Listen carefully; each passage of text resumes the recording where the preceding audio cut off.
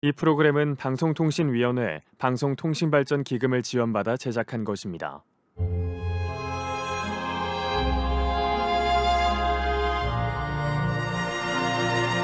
KNN 라디오 특집 창극 다큐멘터리 하늘 아래 제일 서러운 소리꾼 이화중선.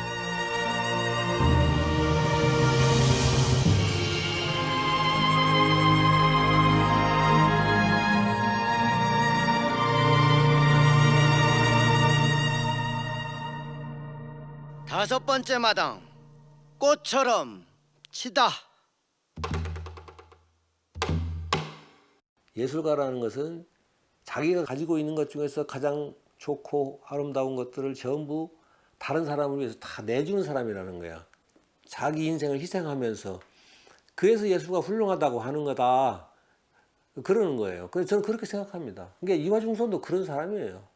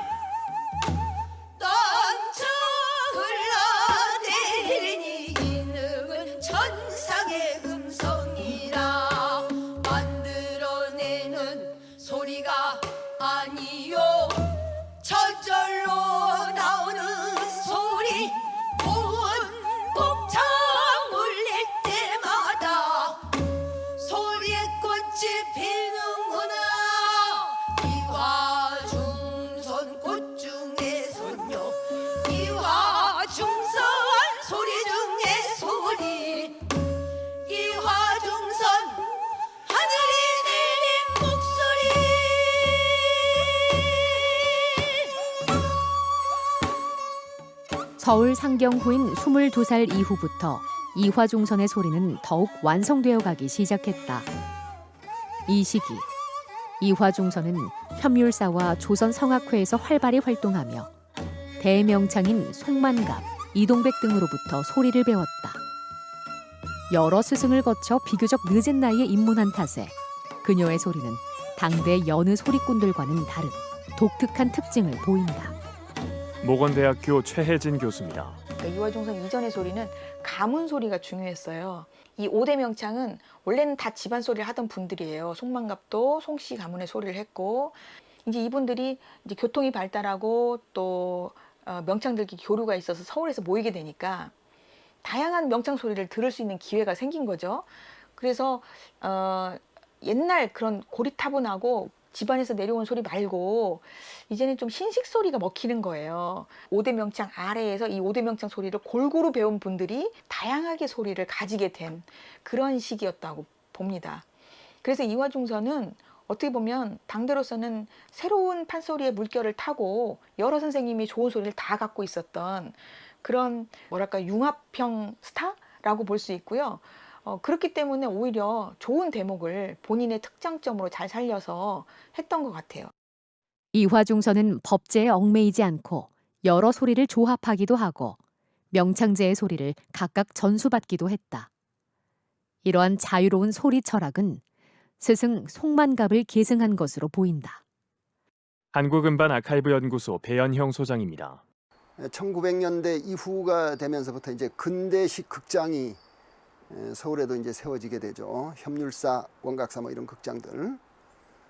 그렇게 하다 보니까 자연적으로 광대들의 그 예술이 극장으로 들어오게 돼요. 근데 극장으로 들어왔을 때의 관객층은 대중들이 됩니다. 사대부 몇몇 사람들이 돈을 내는 것이 아니라 대중들이 코 묻은 돈을 전부 다 내면서 극장에 들어가는데, 대중들이 예술을 향유하는 그 수준이라 이런 것들은 그렇게 높지를 못하거든요. 그러니까 어쨌든 대중문화가 형성이 되기 시작한단 말이죠. 그렇게 하다 보니까 판소리도 대중화가 되기 시작을 해요. 대중들이 좋아하는 소리를 하게 된다, 그런 뜻이에요. 예를 들면 송만갑 명창이 비단 달라 그러면 비단을 팔아야 되고 포목을 달라 그러면 포목을 팔아야 되는 것이 광대다 하는 얘기를, 아주 유명한 이야기를 한 적이 있습니다. 그것이 바로 이제 대중사회로 넘어가는 과정에서 옛날 양반들이 좋아하던 판소리만을 고집할 수 없다 하는 뜻으로 한 그 유명한 이야기예요. 송만갑이 부르는 춘향가중 이별가입니다.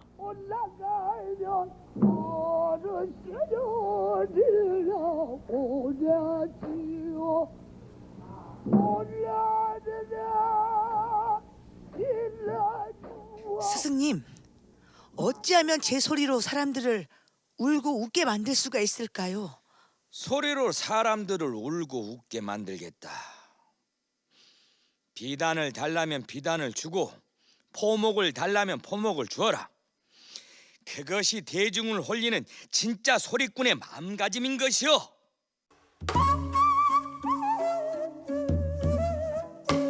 꽃중의 선녀 이화중선 마디마디 고운 선율 900자 넘어갈 저 수백 수천 김영장들 좋다 좋구나 얼쑤 그 소리가 한 입에서 나오는 양 앉아있는 관중들이 멍석우에 개야린 양 조리 밀리고 조리 밀리니 보리밭에 녹색 보리들이 물결을 이루는데 그칠 줄 모르는 절창에 밤이 깊어가는구나.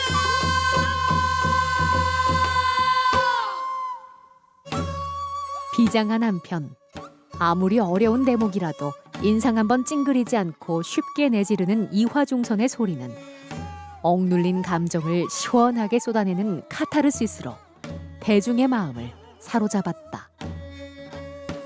특히 육자백이나 추월만정, 조조군사 사양가, 흥보 쫓겨나는 데 같은 고슬픈 계면성음은 이화중선의 전매 특허였다.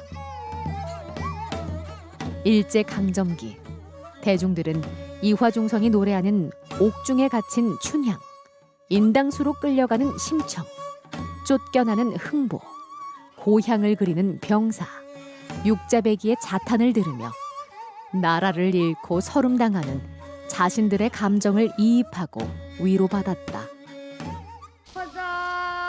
이화중선이 부르는 적벽가중 군사서름 대목입니다.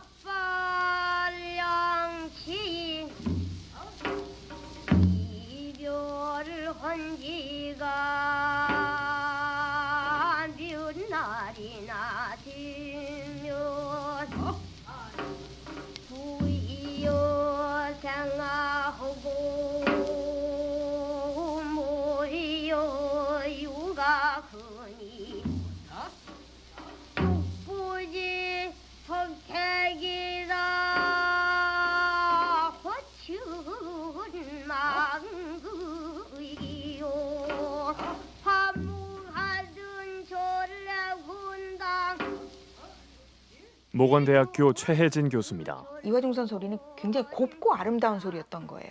막 지르는 소리면서 뿜어내는 소리가 아니라 사람의 그 슬픔을 달래는 소리였다고 봐요. 그러니까 막 우람한 소리, 막 기량 이런 것만 갖고 사람들이 환호하던 판소리가 아니라 판소리를 들으니까 정말 내 마음의 위로도 되고 또 슬픈 거를 막 자극해서 눈물도 한번 뚝 떨어지게 하는 그런 소리, 이런 소리에 대한 미학을 사실은 이화중선에게 본격적으로 느낀 거죠. 이화중선이 가진 고유한 성음은 당대 그와 쌍벽을 이루었던 대구 출신의 명창 김초향과 비교해보면 더욱 확연하게 드러난다. 김초향은 1900년 출생으로 나이는 이화중선보다 12살이 어렸으나 같은 시대의 전성기를 구가하며 이화중선, 배설향, 김녹주와 함께 소리판을 주도했던 인기 명창이었다. 이화중선이 여성미 넘치는 미성으로 사랑받았다면 김초향은 남성 명창들도 쉽게 넘볼 수 없는 적벽가에서 일가를 이룰 만큼 우렁찬 소리 바탕이 특징이었다. 여기에 여성의 감성이 어우러진 독특한 개성으로 명성이 높았다. 이화중선이 부르는 심청가중 범피중류입니다.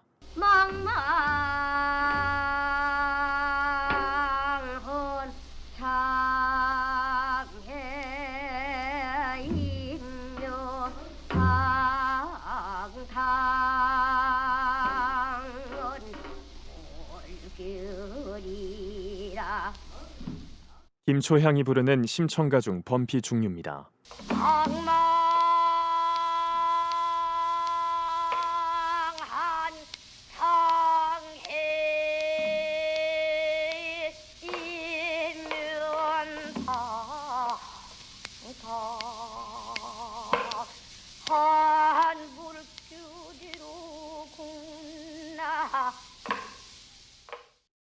당시 소리를 나는 귀명창들 사이에서는 이화중선이냐 김초향이냐로 판소리 취향을 따질 만큼 두 사람의 라이벌 구도는 유명했다. 그러나 말년에 이르러 두 여성 명창 라이벌의 운명은 극명하게 엇갈렸다. 김초향은 30대 초반 결혼과 함께 소리판에서 은퇴한 뒤 평범한 촌부로 살며 다복한 노후를 보냈다. 반면 이화중선은 소리판을 위협하는 시대의 질곡을 꿋꿋이 헤치며 끝까지 소리를 놓지 않았다. 한국학중앙연구원 성기련 교수입니다. 명창으로서의 이화중선은 굉장히 충실한 삶을 살지 않았나 이런 생각이 들거든요. 왜냐하면 그 어렸을 때부터 바탕소리를 다 한 걸로 보이고 서울로 올라와서도 이제 대명창들한테도 또 학습을 했잖아요. 송만갑이나 이런 명창들한테도. 그래서 그 예술가로서는 굉장히 본인이 성취하고자 하는 바를 그래도 성취를 하지 않았을까 그런 생각이 들어요. 이화중선 소리 중에 이렇게 명창제라 그래서 19세기에 이제 유명한 팔명창들 소리를 바꾸지 않고 명창 소리 그대로 하는 걸 던음이라고 그러거든요. 네, 그런 이제 던음 소리들을 녹음을 한 게 있어요. 이화중선이. 이런 던음 소리 명창제 음반 녹음한 거는 이제 이화중선하고 김창룡 이런 명창들이니까 아무나 취입을 할 수가 없는 게 명창제 음반이거든요. 정통성이 있는 소리를 이어받았다. 는 거를 보여주는 건데 이화중선은 굉장히 그 명창제 음반을 여러 개 취입을 함으로써 소리 공부를 제대로 한 거를 보여주는 한편 또 굉장히 뭐 육자배기, 흥타력 이런 것처럼 굉장히 대중적인 그런 음반도 또 취입을 했죠. 한 명의 예술가로서 한 점 후회 없이 떳떳했던 삶. 그러나 한 인간으로서 이화중선의 인생에 들이운 그늘은 깊고 어두웠다. 한국음반 아카이브 연구소 배연형 소장입니다. 그때는 이제 극장 공연도 있고 가설 극장도 있잖아요. 그런 식으로 이제 전국으로 순회 공연들을 다니게 되는데, 근데 이제 이화중선 명창이 그렇게 하면 이제 돈을 엄청 많이 벌어야 되는데, 근데 사실은 이화중선 명창은 소리는 잘하지만은 그 경영 능력이 있는 것은 아니잖아요. 그러니까 말하자면 그렇죠. 이화중선 명창은 소리하고 그 번 돈들은 다 엉뚱한 대로 흘러가고, 그래서 아마 이화중선 명창이 그렇게 참 여러 사람을 울리고 감동시키고 여러 사람에게 기쁨을 줬지만은 정작 본인은 그렇게 그런 것을 누리고 살지는 못했던 것 같아요. 이화중선은 일생 친부를 비롯해 의붓 어머니와 의붓 형제들의 생계까지 홀로 책임져야 했다. 실제로 그 어느 기록에서도 소리꾼으로서 성공한 이화중선이 부와 호사를 누렸다는 사실은 전해지지 않는다. 예술가로서 눈부신 성취를 해갈수록 책임과 의무, 그리고 결핍과 불안에 시달려야 했던 아이러니한 삶이었다. 그냥 소리만 했던 분이잖아요. 먹고 살기 위해서 소리를 했던 분인데 가족부터 시작해서 주변의 모든 사람들이 다 이화중선을 이용한 거죠. 그러니까 공연 한 번 하면 돈을 가만히로 쓸어 담았대요. 근데 그 많은 돈이 흔적도 없이 사라진다 이 말이에요. 그러니까 이제 김소희 명창이 어린 나이에 또 나이지만은 어머니 다들 왜들 저래 그러니까 어떻게 해요 그러니까 나야 뭐 소리나 하는 사람이지 그런 얘기를 하셨다고 그래요. 그런 사회 희생자예요. 그런데 본인이 그렇게 희생하면서 그 예술을 남겨서 대중들을 울렸다 이 말이죠. 만만치 않은 공력으로 거침없이 뻗어나가는 이화중선의 소리는 가정도 사랑도 뒤로 한 채 소리꾼으로서 한 길만을 달려온 그의 인생을 닮았다. 비극을 관조하며 서름과 박대를 처연하고 담담하게 넘기는 성숙한 소리. 그 소리에는 인생 내내 드리웠던 비극적인 개인사를 대범하게 견뎌온 삶의 태도가 녹아있다. 한국학중앙연구원 성기련 교수입니다. 당시에 대중문화 스타로서 조명을 받기는 했지만 그게 일상 자체가 평온하지는 못했던 것 같고 판소리 문화가 지속적으로 있었던 것도 아니고, 그죠? 그래서 가끔 뭐 유성기 음반을 녹음한다거나 무대에 설 수 있는 기회가 있었어도 일상적인 삶 자체는 굉장히 그 힘든 삶을 살 수밖에 없었지 않나, 당시 환경 자체가. 그런데 또 본인은 명창으로서의 자부심이 있었기 때문에 그 일상생활하고 그 본인의 그 이상하고 굉장히 좀 괴리가 있었을 것 같아요. 그런 면에서 좀 여러 가지 갈등이 있지 않았을까 생각이 되고, 뭐 우리가 이제 남겨져 있는 자료를 짐작할 수밖에 없는 거지만, 그래서 뭐 좀 비극적으로 인생을 마무리하지 않았을까, 그런 생각도.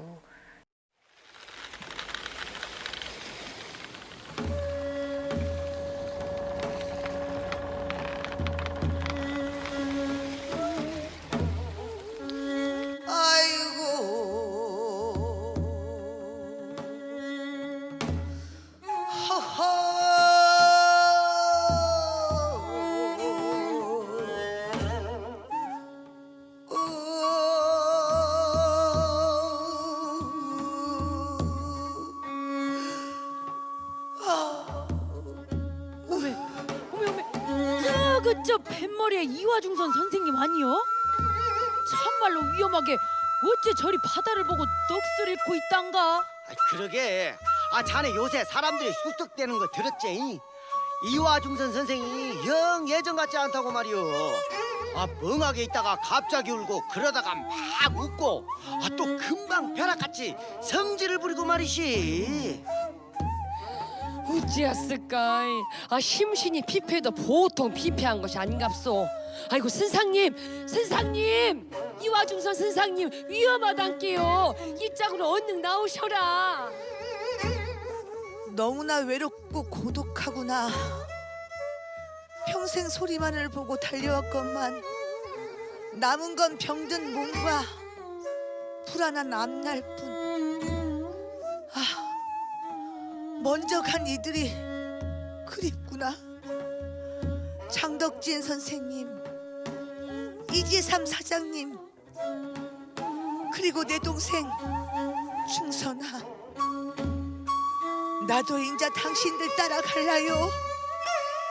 인자 그만 쉬고 싶소.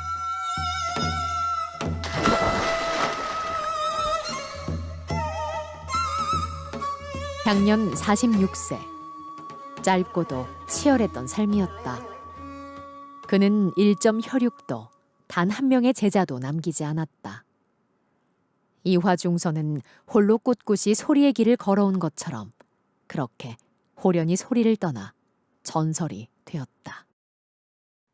일평생 그림자처럼 구설이 따라다녔던 이화중선은 마지막 죽음의 진실마저도 한동안 미스터리로 남아있었다. 김문성 음악평론가입니다. 자살설이 좀 있었는데요. 스스로 바다에 뛰어들었다. 첫 번째가 이재삼의 죽음. 두 번째가 이제 어떤 생계형 가장으로서의 어떤 그동안 쌓여온 어떤 피로감. 그다음에 세 번째가 이제 그 소리가 안 나오는 데 대한 어떤 극도의 어떤 스트레스 같은 그런 일련의 어떤 경과들이 한꺼번에 그 일본에 가면서 일본 그 또 사는 사람들의 모습을 보니까 이게 참 암울하다 해서 죽었다, 그런 얘기가 하나가 있는데요. 모건대학교 최혜진 교수입니다. 제가 이 마지막 사망에 대해서 정확하게 좀 말씀드리고 싶은 건 당대 신문에 났어요. 기사에 이화중선이 이제 6명과 함께 어느 작은 그 섬으로 보트를 타고, 그러니까 큰 배가 아니었고 작은 배를 타고 가는 중에 이제 풍랑 사고를 만나서 배가 뒤집혀 가지고 전원이 사망했다. 이런 기사가 당대에 실려서 1944년 1월 1일자로 이화중선이 46세 나이로 사망했다라고 하는 것이 공식적인 기록이 되어 있기 때문에 그동안에 이제 여러 가지 의문들을 해소할 수 있었죠.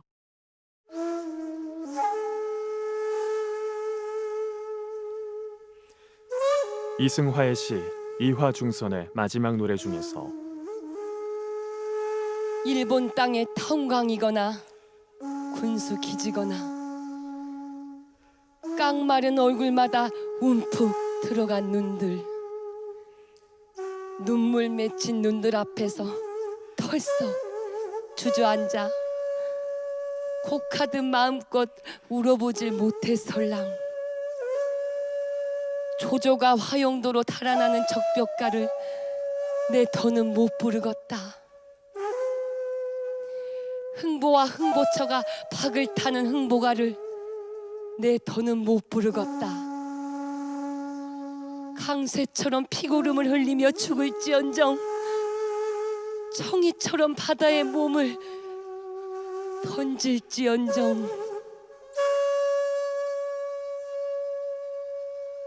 치열했던 이화중선의 소리와 삶은 많은 예술인들에게 큰 영감을 주었다. 시인 서정주는 추모시 바위옷을 통해 이화중선을 국창이라 부르며 하늘 아래 제일로 서러웠던 노래소리라고 평했다. 어둠과 절망, 서름과 천대 속에서도 이화중선은 결코 주저앉지 않았다. 그가 끝까지 품었던 단 하나의 희망은 바로 소리, 예술이었다. 독보적으로 이화중선은 죽는 날까지 판소리를 했던 사람입니다. 그 당대에 이제 많은 권번에서 판소리를 하던 명창들이 여성 중에서도 많이 나왔지만 대개는 끝까지 죽을 때까지 판소리를 한 분이 없어요. 그런데 이화중선은 자기의 전 생애를 걸고 소리꾼의 생애를 살았다.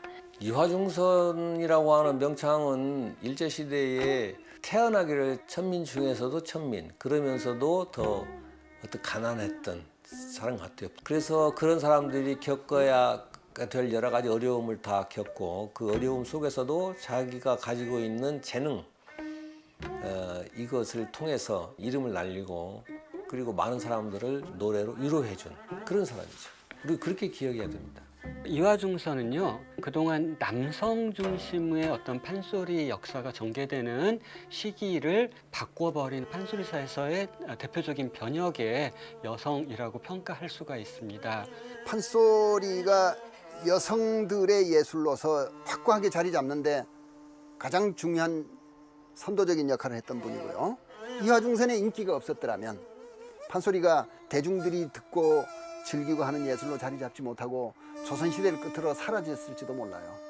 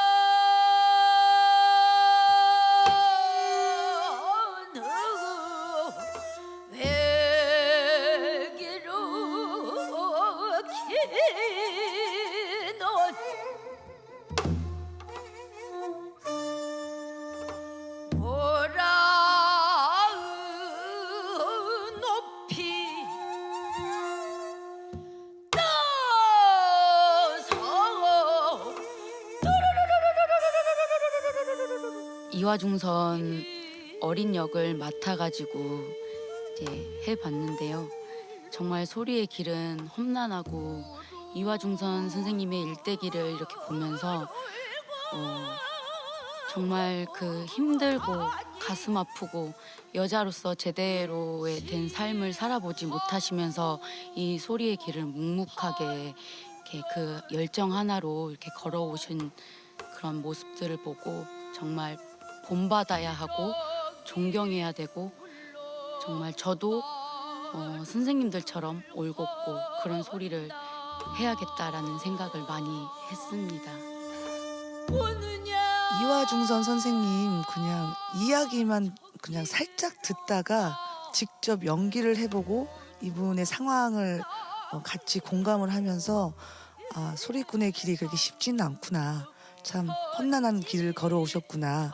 이렇게 힘든 상황 속에서도 그 멋진 판소리를 계속 이렇게 모든 분들께 열창하시고 그리고 판소리의 길을 계속 이어가셨구나. 참 대단하시구나라는 그런 생각을 해봤고요. 불쌍한 우리 부친 전느 편지일장 전하여라.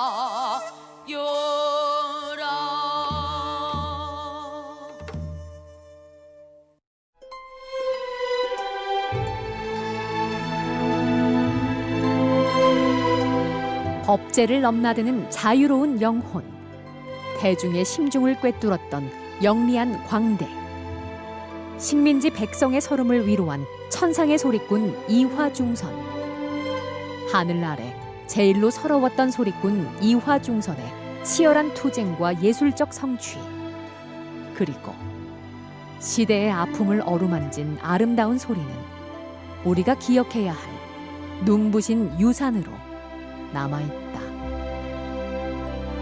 지금까지 기획 오상민, 음악감독 김재옥, 창극 작창 이난초, 창극 음악감독 임현빈, 창극 출연 양혜인, 강민지, 이철홍, 문광수, 장구 임현빈, 아쟁 정선겸, 대금 신경호, 창극 녹음 매직음향, 감수 배연형, 음원 제공 국악음반박물관, 성우 이하윤, 자료조사 이지윤, 대본 백이연, 연출 손영호, 제작 부산 경남 대표방송 KNN이었습니다.